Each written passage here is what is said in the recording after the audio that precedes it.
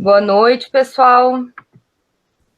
Aqui quem fala é a professora Simone, eu sou coordenadora do GEAS Araquari, e hoje eu estou muito feliz porque, mais uma vez, eu estou recebendo aqui uma das minhas filhotas do GEAS, né? A Milena, hoje médica veterinária, já sênior, né, Milena? Já tem alguns anos de formada. A Milena, além de formada em veterinária no IFC Araquari, hoje ela é mestranda do nosso programa de pós-graduação em sanidade animal. Então, hoje ela vai falar um pouquinho para a gente sobre o trabalho dela, o trabalho de mestrado dela, que é com parasitologia de animais selvagens. É uma continuação do TC dela. Eu tenho muita honra, né, de ter sido orientadora de estágio, orientadora de projeto. A Milena fez parte do GEAS durante muitos anos, inclusive a logo do GEAS foi a irmã dela que fez, né, Milena? Foi. E hoje ela está aí, trabalhando no mercado de trabalho, fazendo mestrado nessa área e sempre mantendo contato com a gente. Então, Milena, hoje o palco é seu, tá? Eu vou ficar aqui na organização, qualquer coisa eu vou ligando, se o pessoal for fazendo pergunta, eu vou passando as perguntas para você, tá bom? Pessoal, tudo bem. As perguntas vocês podem ir colocando no chat. Milena, você prefere que a gente vá te interrompendo ou deixe as perguntas para o final? Acho que pode deixar para o final, senão a gente pode, às vezes, perde um pouquinho do fio da meada, né? Então Mas tá, então, se o pessoal qualquer tiver coisa. perguntas, vai colocando no chat, depois a gente vai... Que às vezes a pergunta eu vou responder depois, então é bom deixar para depois, que daí a gente vai conversando, tá bom? Então tá bom. Então, fique à vontade, vou me desligar aqui. Tudo bem. Então, boa noite, né? Eu muito feliz em fazer palestras para o GEAS. Tenho bastante orgulho desse grupo, né, que me motivou bastante a seguir essa área de selvagens. Hoje eu vou falar um pouquinho do meu projeto de mestrado. Então, o tema dele principal é a parasitologia de animais silvestres, né, de vida livre. Então, hoje eu vou falar um pouquinho da importância da parasitologia na medicina de animais silvestres, né, por que é tão importante estudar esse tema também. Né? Então, a gente não pode falar de animal silvestre sem falar também de degradação ambiental, que estão, infelizmente, andando juntas atualmente, né? Então, as principais consequências da degradação ambiental, desmatamento, mudanças climáticas, essas degradações elas ocorrem de forma extensa e cumulativa. Né? Então, é difícil conseguir reverter essas situações, né? Dependendo do grau da degradação, muitas vezes é irreversível. Isso acaba reduzindo bastante habitats e tendo fragmentação também, então isso acaba tendo muita redução de populações, principalmente endogamias também, e dando muitos problemas com a população silvestre. Né, alguns animais estão ameaçados de extinção, e uma das consequências também dessa degradação ambiental, dessa redução de espaço, né, para os animais silvestres, é o sinantropismo ou a sinantropização, que é o que eu vou explicar mais para frente o que é. E isso acaba dando um aumento de incidências de doenças emergentes e zoonóticas, né?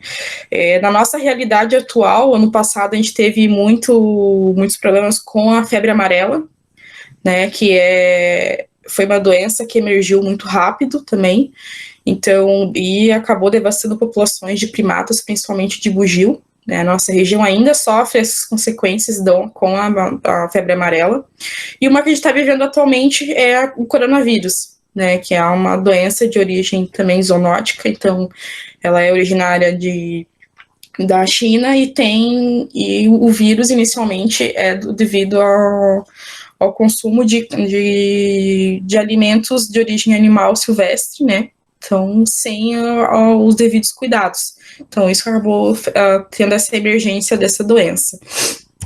Então, a Mata Atlântica, né, que é a região do estudo do meu projeto, ela vem ao longo dos anos com muita degradação. Então, cada vez tem menor quantidade de área de mata nativa, né? Então a gente vê a primeira imagem, inicialmente, quando foi descoberta, né, o Brasil, em 1500, então era uma área bem extensa de Mata Atlântica. Em 500 anos depois já teve uma redução de quase 90%, né, dessa área original, e atualmente menos de 8%, né, a gente tem disponível de Mata Atlântica, então uma área muito pequena, e nossos animais estão sofrendo bastante com essa degradação. Então, o que é o sinantropismo? Né? Com a urbanização e o desenvolvimento das cidades, as áreas de mata nativa acabaram perdendo bastante seu espaço e tendo muita fragmentação. Então, os animais acabaram perdendo seu habitat. Então, pela falta de alimento, né, de não conseguir encontrar esse alimento no seu ambiente natural, o animal acaba indo nas cidades procurar o seu alimento. Então, e o que acontece? As pessoas acabam vendo esses animais na região e começam a alimentar. Isso acaba depois tendo vários problemas para a população, tanto para a população humana e também para os próprios animais. Então, as pessoas têm o hábito de alimentar aves, colocar alimentos em casa, frutas para aves frugívoras, gambá também, eles vêm bastante com resto de alimento de cães também, e árvores frutíferas também. Então, tem cada vez mais a presença desses animais no nosso meio urbano. Um outro exemplo de fauna sinantrópica que a gente tem é a capivara, que tem cada vez mais na região central de Joinville.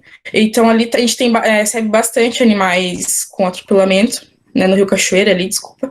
Então, a gente tem Boa Vista, Mi? No Boa Vista também, com Sagui, a gente está tendo bastante, né, principalmente ali na região do Mirante, bastante acidentes também. E nas casas mesmo, Piraberaba, então todas as regiões que tem mata ao redor estão tendo bastante problema com essa fauna. Né, então, quais são os problemas, né, dos animais estarem cada vez mais próximos da gente? O animal silvestre, então, ele começa a ter maior contato com o homem e com o animal doméstico.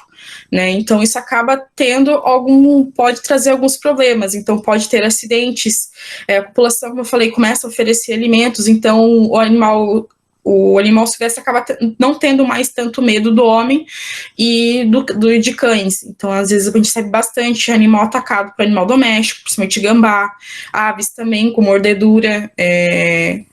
Então, a gente recebe bastante também sagui com atacado, primatas é bem comum.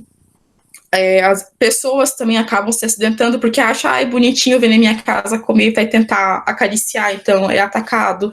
No atacado, o animal vai se defender, ele acha que a pessoa vai tentar machucar ele, então ele se defende.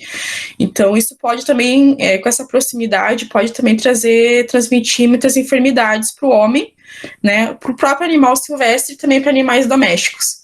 Né? Então isso a gente sabe muito, com essa proximidade tem alta incidência de acidentes. Atropelamentos, né, principalmente nas nossas rodovias, esses dois animais das fotos, uma é uma sussuarana, então foi a primeira vez na minha vida que eu vi uma perto, infelizmente foi morta, né, então foi atropelada na 101, então foi encaminhado pra gente pela autopista. Tamanduá-mirim também, que a gente sabe bastante, vítima de atropelamento. Ataque para animal doméstico, que é o carro-chefe, né, que a gente atende bastante, principalmente gambá, com bastante perfuração de tórax e já com hemorragia e pneumotórax, então muitas vezes não tem muito que a gente possa fazer. Fratura de mandíbula, e também os maus tratos que infelizmente as pessoas fazem, acabam batendo, chutando algum animal do silvestre, por medo de que o animal possa te machucar, ou mesmo por má índole mesmo. Então, a gente sai bastante gambá com paulada na cabeça, então, serpente com necrose de cauda e também com metade do corpo também com necrose por lesão por facão, ou também paulada. Então, infelizmente, algumas serpentes chegam num estado de necrose tão avançada que a única opção, infelizmente, é a eutanásia. Então, essa proximidade está trazendo, a gente está recebendo bastante atendimentos, né, por causa desses acidentes. Então, por que é importante, então, estudar a parasitologia dessa fauna silvestre que a gente atende? Né, então, a parasitologia, ela ajuda a indicar como é que está a saúde do ecossistema. Então, ela mostra a relação parasito-hospedeiro. É normal os animais silvestres terem parasitos, né, no seu organismo, porém, isso tem que estar em equilíbrio, né, então, não pode estar com um parasitismo tão alto. Então, ele tem que ter uma resposta imune e manter aquilo em um nível mais baixo, até para ter uma imunidade e não ser tão suscetível quando tiver alguma infecção ou infestação. Com a parasitologia, a gente consegue também avaliar a pressão evolutiva, né? Então, normalmente os parasitos são específicos para espécies específicas, então é específico de alguma espécie só. Então, se a gente começa a encontrar, é comum, principalmente em fauna sinantrópica, a gente encontrar parasitas de animais domésticos em animal silvestre, como eu estava conversando com a Simone. Então, a gente já achou em gambá Ctenocefalides felis, que é um parasito, né, uma pulga doméstica. Então, a gente também encontra nessa fauna. Por que ele teve? Porque ele teve contato no mesmo ambiente que o animal doméstico estava transitando. Né? Então, a redução dos hábitats também muda esses comportamentos. Então, podem principalmente tem alteração de dietas, né? Os animais começam a procurar alimentos que é o que está disponível no momento, então é aquilo que ele vai se alimentar. Então, às vezes ele muda um pouquinho a sua alimentação, acaba ingerindo uma presa diferente que tem um parasita diferente. Então, isso também acaba mudando um pouquinho a fauna parasitária. E também o sinantropismo, como eu comentei. Então, começa a ter interferência dos parasitas de animais domésticos também na fauna silvestre e vice-versa também. Então, a gente vou comentar um pouquinho mais para frente. Então, principalmente com aves, né, as pessoas têm uma calopsita, um papagaio e acham bonito deixar no quintal. Deixar numa árvore para ter contato com os outros animais. Só que a gente recebe muito ave de cativeiro com parasito que é de ave de vida livre, capilária, Heterax, e coccidiose. Então, são aves que não tem nenhum outro animal em casa, às vezes nasceu foi criado no meio e tem parasito porque teve contato com ave silvestre. Então, como é que é a relação parasitismo, né, e imunidade parasitária? Então, o parasitismo é um exemplo de simbiose, né, onde o parasito necessita de um hospedeiro, onde ele vai retirar a sua subsistência, né, o seu alimento, pode ser o conteúdo intestinal, que né, alguns parasitos gastrointestinais, o sangue, né, a maioria dos parasitos. Ectoparasitos se alimentam algumas vezes de tecido necrosado, como as miases, e também de restos celulares, debris celulares, como é o caso dos piolhos. O parasito ele vai causar algum efeito negativo no seu hospedeiro, só que não necessariamente irá causar a morte, até porque ele precisa que o hospedeiro dele esteja sadio para continuar fornecendo a subsistência dele. Né, como eu comentei, eles são espécies específicos, né, então normalmente é difícil você encontrar um parasito, você não encontra um parasito de um réptil no mamífero, e vice-versa, então ele é de cada espécie, né, ou da cada ordem. E tem alguns parasitas que têm potencial zoonótico, né, então principalmente a giardia, que é comum também ter em gambás, né, a gente não encontrou nesse projeto, mas no TCC encontrei giardia em gambá.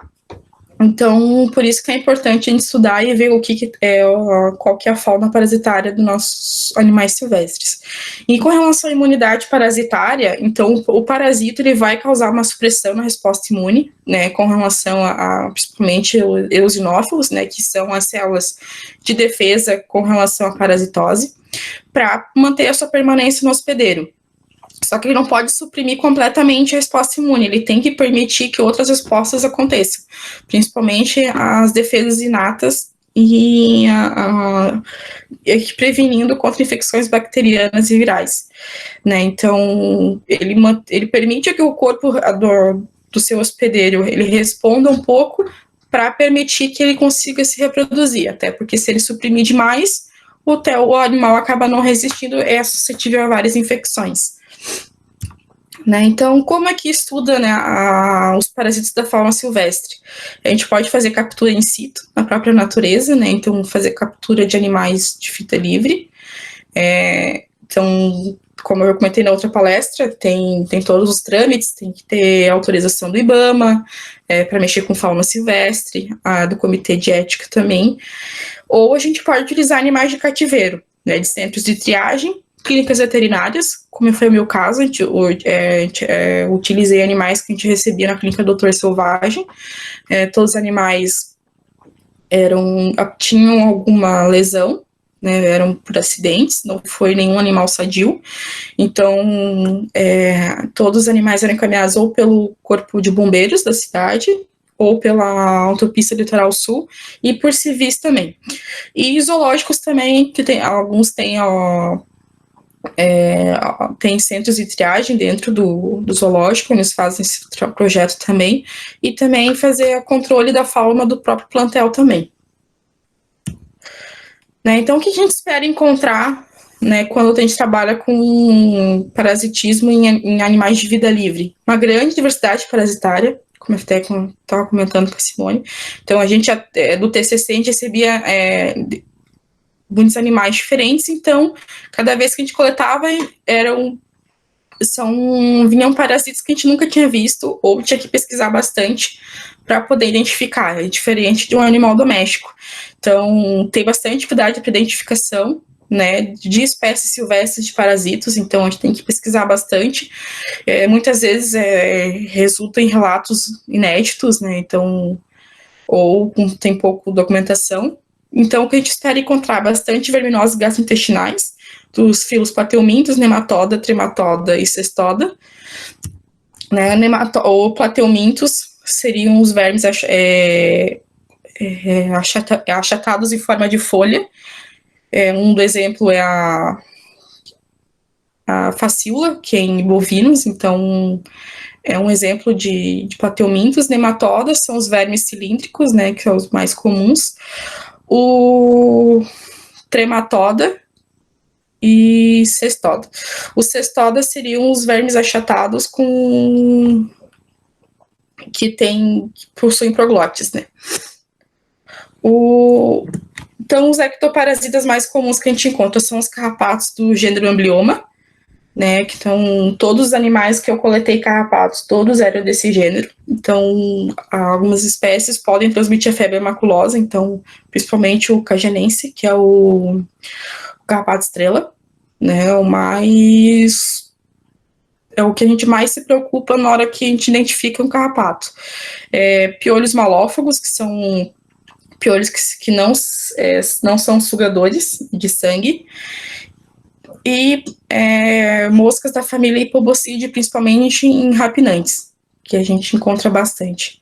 Hemoparasitas, né, hematozoários e nematóides. Os nematóides seriam a dirofilariose, e em tucanos a gente tem bastante relatos de também nematóides na corrente sanguínea. Então, vou falar agora um pouquinho dos resultados parciais do que eu já encontrei no meu projeto do mestrado, tá? Ele ainda não está completo, eu terminei a fase de identificação de ovos, e estou na fase de identificação de ectoparasitas e de hemoparasitas. Então, por enquanto, nessa parte, eu coloquei só a parte de parasitas gastrointestinais e também a parte de ectoparasitas. Né? Então, o que a gente encontrou? A gente atendeu 87 animais silvestres de vida livre, dentre eles são 34 espécies diferentes, 4 espécies de mamíferos e 30 espécies de aves. Então, a ave foi maior incidência de atendimentos. Porém, dos mamíferos que a gente mais atendeu foi gambás, que foi numa época em que tinha bastante filhotes, então por isso que o número de filhotes foi bem alto, né, 31. Então, foram um número bem alto de animais jovens, né, quando teve o mesmo número de adultos. Foram 7 neonatos, 31 filhotes, 11 juvenis, né, que eram animais já em aves com empenamento um pouquinho maior, mais desenvolvido. Em mamíferos eram animais intermediários, né, de filhote para adulto, e 38 adultos. Dos adultos, a maioria eram aves. A maioria das aves eram adultas. Então, dos ectoparasitas que a gente encontrou, nas aves, bastante parasitismo por piolhos malófagos, né? Então, principalmente filhotes de passarinho, de passeriformes, e aves debilitadas. O que a gente percebeu que os filhotes de passeriformes, eles não tinham nenhum parasito gastrointestinal, mas tinham muito piolho, né? Então, são animais que ficam no ninho. Então, o ninho é uma fonte de contaminação, até porque é um meio quente, úmido, é um meio ótimo para eles crescerem. E as aves filhotes não têm contato com as fezes dos pais, então não tem como fazer a contaminação por parasito gastrointestinal. E muitas aves debilitadas também tinham alta infestação por piolho. Então, animais com imunidade mais baixa, então tinha essa predisposição. Como vocês podem ver, tem 2 espécies de piolhos, né, a Amplicera e Sphinocera, se não me engano. Então, estão em fase de identificação ainda, eu tirei fotos, mas a gente vê que um piolho não é igual ao outro, então é bem difícil a identificação. Então, existem muitas espécies catalogadas, então agora eu estou na fase de tirar foto, identificar e procurar a espécie, ou o gênero pelo menos. Larva de Mysi, então a gente recebe bastante, principalmente a animais que já estão há algum tempo debilitados e machucados, já com infestação por larvas de Mysi. Então, com alta necrose, então todas essas larvas também foram coletadas para identificação. Rapinantes, praticamente todos tinham infestação por Pseudolynchia, que é a mosca da família Hipobucide. É uma mosca hematófaga, então ela também pode transmitir hematozoários, principalmente. E Ramphastídeos a gente encontrou amblioma em região periocular. Em mamíferos, a gente só encontrou ectoparasitos nos animais juvenis e adultos. Alguns animais a gente não encontrou o próprio parasito, mas tinha sinais de policiose, principalmente o cachorro do mato. A gente encontrou pontos de sangue, né, que são as fezes da pulga, mas não conseguiu encontrar a pulga em si. Gambá de orelha preta também, a gente, em duas espécies a gente encontrou policiose. Uma delas era por Ctenocephalides e a outra era uma espécie silvestre que a gente está em identificação ainda. E a capivara, cachorro do mato e gambá tinham parasitismo por amblioma, então esse é uma espécie que a gente encontrou num gambá de orelha preta, que a gente ainda está em identificação, eu e a professora Viviane. Então a gente tem algumas chaves de identificação de carrapato, a gente não conseguiu identificar a espécie ainda. A gente olhou várias fotos de carrapato e a gente não conseguiu identificar ainda. Então, a gente também está pesquisando os relatos em gambás para tentar identificar qual que é a espécie de carrapato. Os parasitos gastrointestinais que a gente encontrou. Bastante coccidiose em aves, né, principalmente por Eiméria, mas tem por Isóspora também. Capilária em um bem-te-vi. E Heterax também em maritaca e no maracuã. E ovos de Strongylides também, que a gente tem que identificar ainda, né? Então, esses são alguns ovos que a gente encontrou, né? Ovo de capilária em pitangos sulfurados, que é o bem-te-vi. Então, é um animal que tem muito em pé-domicílio, né? Então, a gente vê bastante nas cidades. Então, é aquela situação de deixar o passarinho fora da gaiola, dentro de casa. Deixa a calopsita para pegar um ar lá fora, para tentar dar um pouquinho mais de bem-estar para o animal. E um animal desse, né, o bem-te-vi vai tentar se alimentar de resto do alimento da gaiola, vai defecar dentro da gaiola, é uma forma de contaminação dessas aves. Né, o cisto de coccídeo, que é o mais comum que a gente encontrou. Então, esse aqui foram 2 ocistos diferentes em fezes de Athene cuniculária, que é a coruja buraqueira. Aqui também são 3 tipos de ocistos também, em 3 espécies diferentes, né? No Azoostígios, que é o mocho-diabo, Ranfaço de coloros, que é o tucano de bico verde, e em Columba lívia, que é o pombo doméstico, que também é bem comum ter na região peridomiciliar, e muitas aves também sofrem bastante com coccidiose, principalmente passeriformes de cativeiro, como o trinca-ferro. Né? As pessoas têm costume, às vezes, deixar fora de casa para pegar sol, e também corre a mesma situação do animal silvestre se alimentar dentro da gaiola, porque rolinha também pode entrar facilmente na gaiola e acabar se alimentando e defecando dentro do recinto do animal. E ovos de Heterax em fezes de Pionus maximiliani, que é a maritaca. Né? Então, a maritaca já é um pistacídeo, então ela vive em uma área maior e pode ficar em contato direto com galinhas. Né? Então, o Heterax é um parasito que é bem comum em produção de animal, principalmente em galinhas criadas de forma caipira, né? Solta no quintal. Então, normalmente são em regiões mais rurais. Então, esses animais também ficam próximos dessa região, então vão tentar se alimentar do resto dos alimentos dessas aves domésticas e acaba também defecando e transmitindo essa parasitose, ou até eles mesmos, né, se auto-infectam com as fezes das galinhas.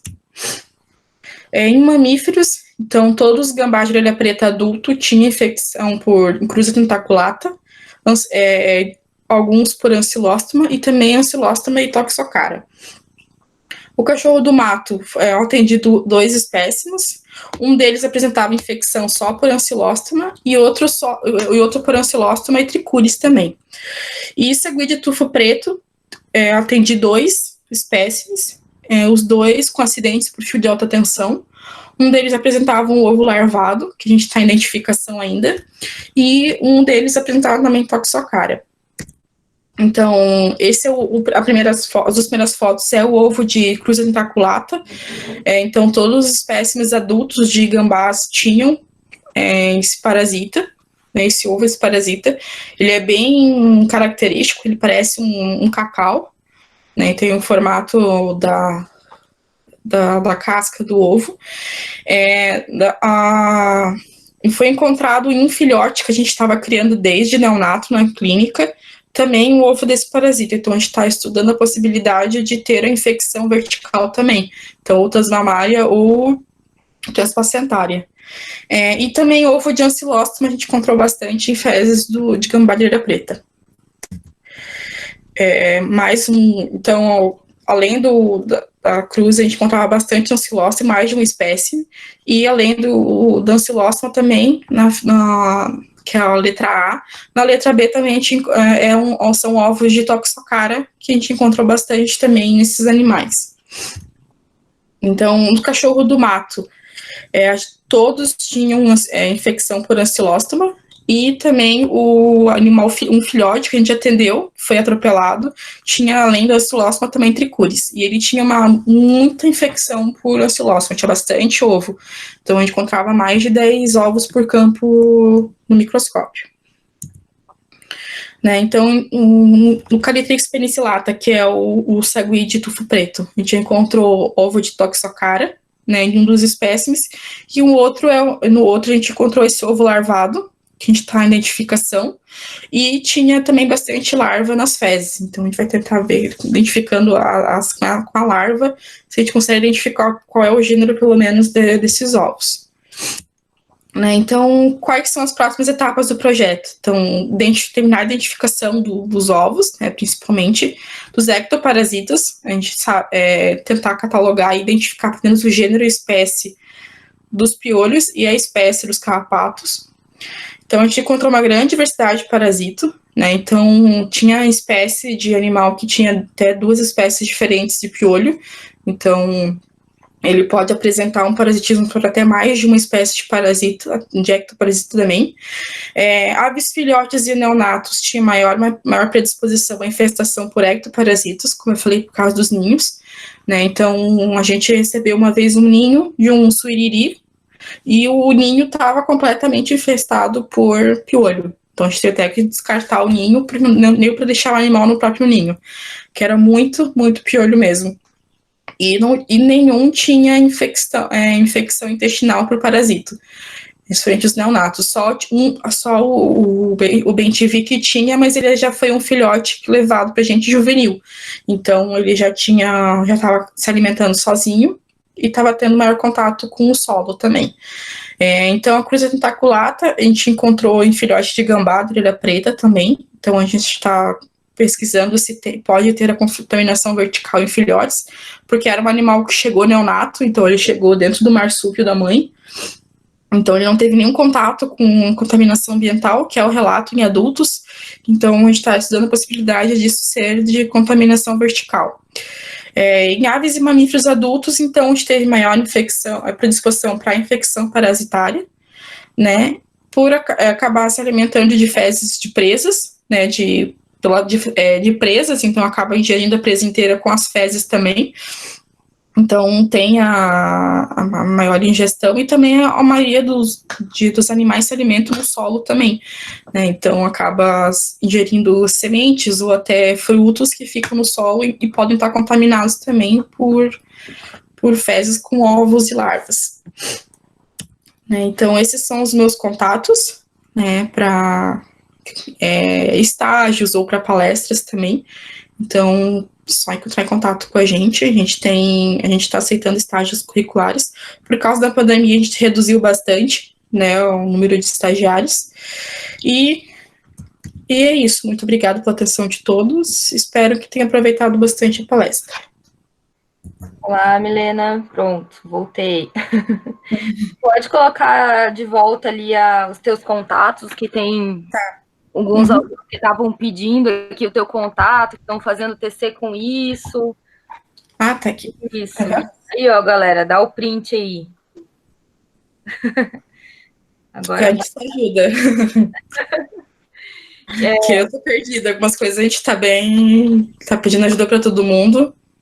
Sim, é bem complicado, né, Milena? Porque parasitas... Assim... Aí a gente achou um ovo, eu falei, nossa, que ovo diferente. Eu falei com a Michelle, tuba da Nivete, ela, isso aí é ovo de ácaro. Eu falei, ai, pronto, ainda tem isso. Eu confundi, o Plateumintes não é a verme tipo de folha, é o trematoda. Confundi. Pessoal, perguntas. Qual exame coproparasitológico foi realizado? A gente fez flutuação, né, com solução salinizada, e alguns a gente fez com Faust, técnica de Faust. Só que a técnica de Faust, ela acaba, às vezes, destruindo um pouquinho a membrana do ovo, então acaba dando umas deformidades. Então, o preferível é fazer a técnica de flutuação, que é o melhor resultado, assim, os ovos ficam mais fáceis de identificar depois. Né, o Faust é mais para giardia com fezes de mamífero, né, então... E aí, deixa eu ver, mais alguém tem alguma pergunta? Lembrando, gente, que parasita muitas vezes é espécie específico, né, Milena? Então, assim, a gente consegue chegar, às vezes, na família, no gênero. Gênero, muita sorte, às vezes. Na espécie, tem que ser só se for uma espécie doméstica, que nem Ctenocefalides foi mais fácil. Mas a gente tenta ver mais o gênero, né? Tenta chegar no gênero. Então, assim, com sorte você chega. Mas ano passado, no TCC, a gente teve uma espécie de piolho que eu não consegui chegar nem no gênero. Foi só na ordem mesmo, família e ordem. Que o gênero não consegui. Era muito diferente. Fazendo um banco de dados, né? Parabéns aqui. Deixa eu ver. Muito obrigada. A parasitologia a gente vai estudando sempre, né? Então, assim, eu aprendi muito também. Eu encontrei, a gente não identificou ainda, mas eu encontrei trematoda na cavidade oral de uma garça. Então, às vezes pode ser da presa que ela comeu, né, do peixe, então acabou se fixando na boca. Então eram vários, assim, e eram bem pequenininhos, tamanho de uma cabeça de alfinete. Então eram vários trematodas na cavidade oral. Então a gente está agora na fase de identificação do que é isso, né? Então. Sim. Deixa eu até ligar o meu aqui para você não se sentir sozinho. Os alunos fazem direto isso comigo, me deixam falando sozinho. É horrível. Né?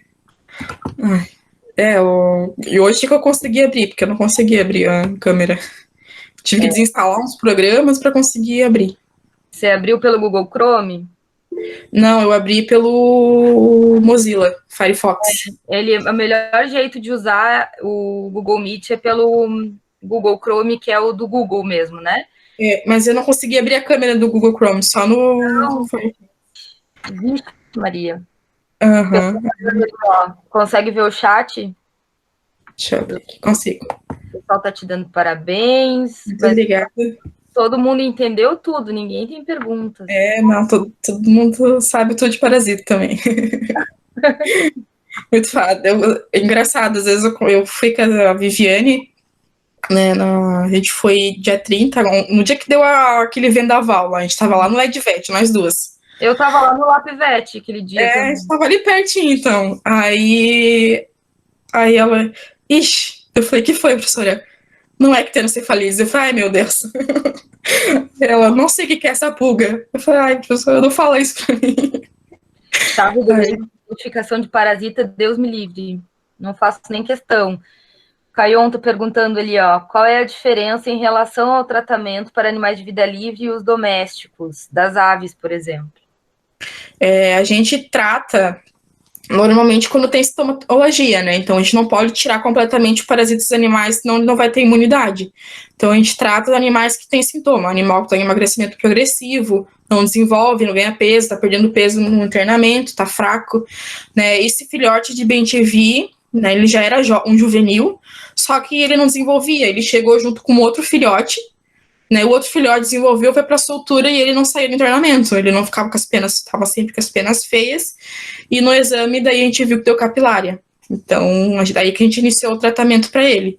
Então, assim, animal de vida livre, quando tem um alto parasitismo, que nem o cachorro do mato, a gente tratou, porque ele era um jovem, né, então estava ainda desenvolvendo a imunidade dele, então ele foi atropelado, então isso estressou bastante ele tinha a cauda dele, ele perdeu completamente a pele da cauda, a gente teve que fazer uma amputação alta, então o animal ficou bastante tempo internado, ficou mais de um mês, então isso foi bastante estressante para ele, né, o cachorro do mato é um animal muito estressado, né, então por isso que a gente já fez o tratamento também, mas normalmente a gente não trata, se tem um ou outro, se tem poucos ovos, a gente acaba não tratando, né, então, como animais de produção também, então, dependendo da quantidade de ovos ou se tem sintomatologia, a gente trata ou não.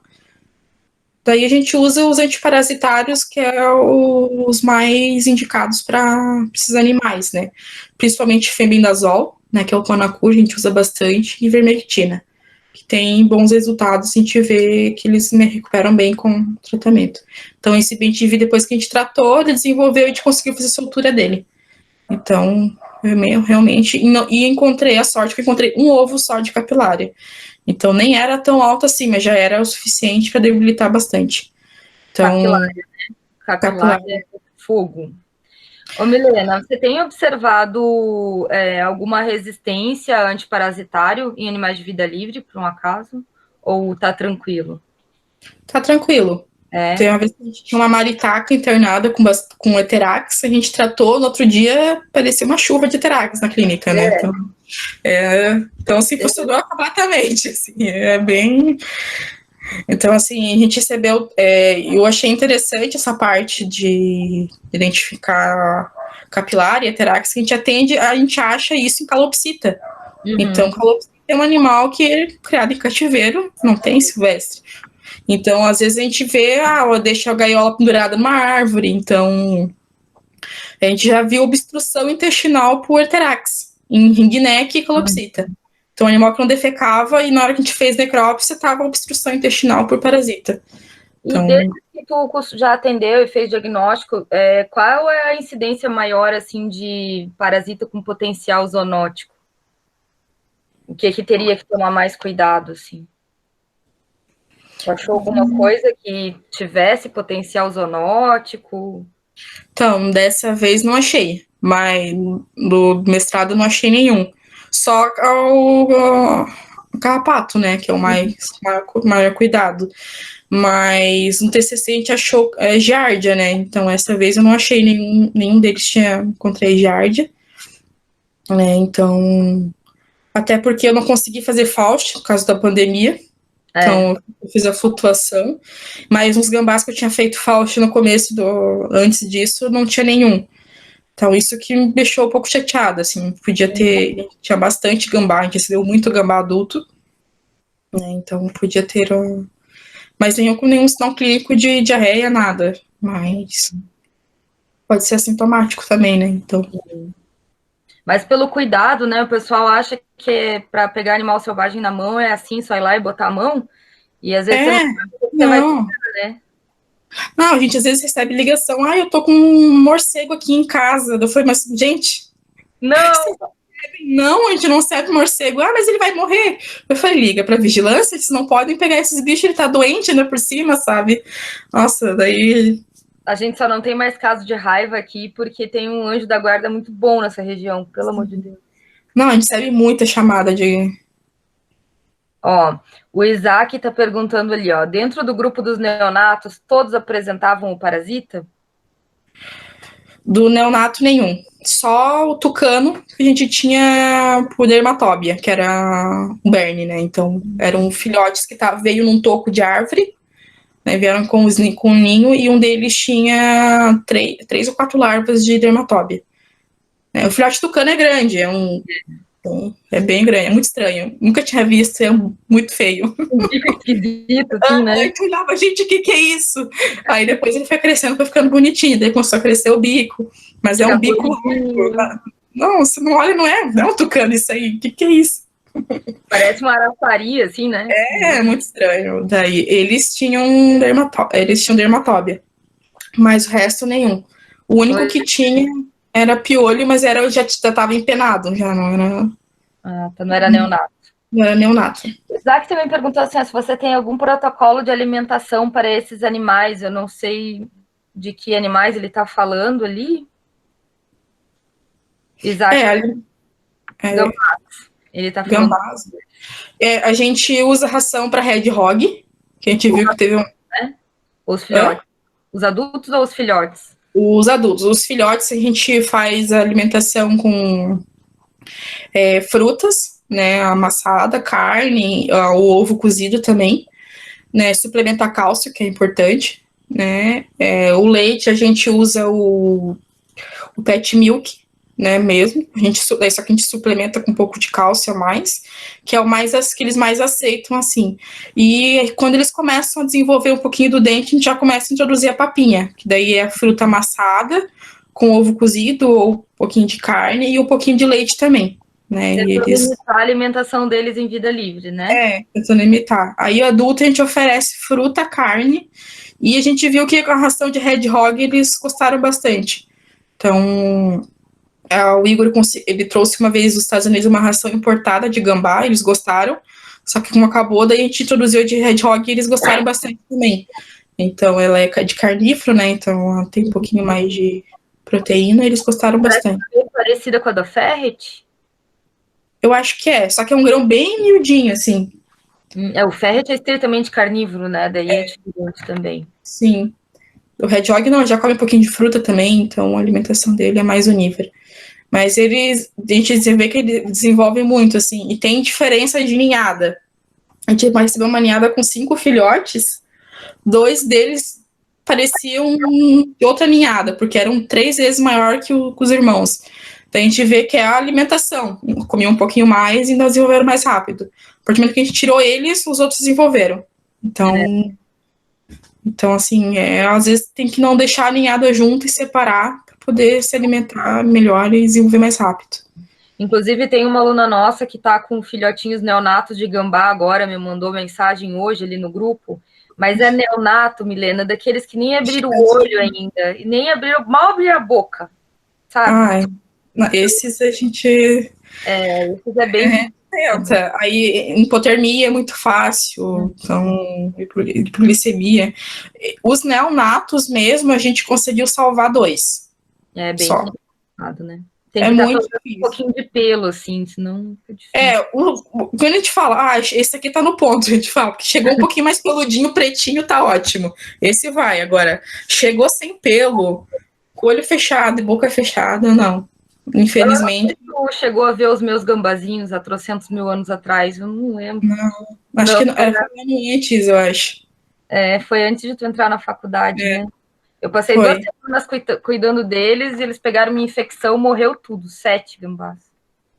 Eles começam com. Alguns eles estão bem, desenvolvem bem, aí de repente começa com diarreia. Diarreia, a gente entra com um probiótico, Luftal, antibiótico, não adianta. Começa, tem uns que a gente percebeu que o gambá ele é um animal muito limpo, né? Então os filhotes começam a desenvolver, eles não gostam de ficar em caixa, eles querem ter um espacinho para defecar e um para dormir. Então o que a gente colocou? A gente desenvolveu a caixinha de areia. A gente bota uma caixinha com serragem ou areia e eles defecam na caixinha normal.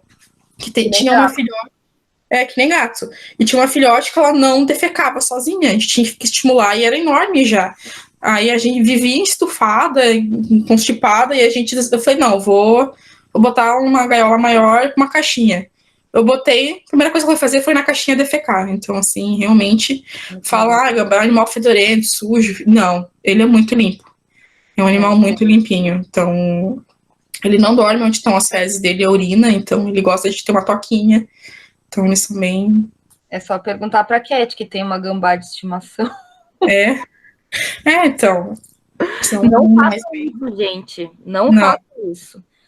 É ruim pro bicho, é ruim para vocês, mas às vezes acontece do animal não conseguir voltar para a natureza e aí acaba ficando sob os cuidados de alguém, né? A gente tem uma bióloga que ela tenta reabilitar, que é a Gília. Só que ela solta, os que não, ela vê que é muito manso, né, muito dócil, ela solta e deixa solto no quintal dela. Ele fica nas bananeiras dela, fica no galpão dela, então não fica dentro de casa, mas fica ali por perto, né? Então, é bem que ela tem espaço, né? Daí ela solta no quintal dela. Então tá. E aí, pessoal, mais alguma pergunta para a Milena?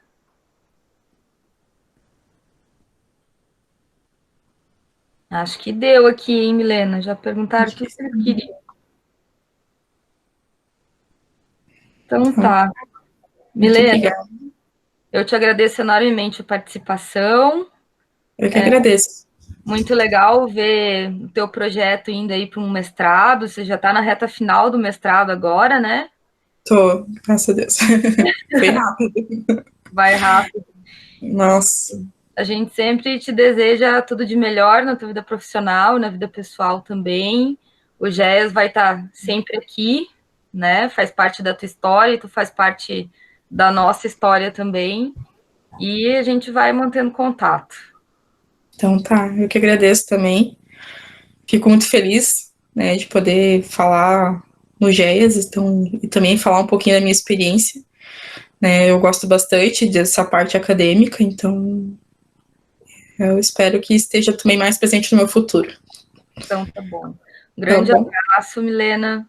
Abraço para vocês. Tchau, tchau, gente. Tchau.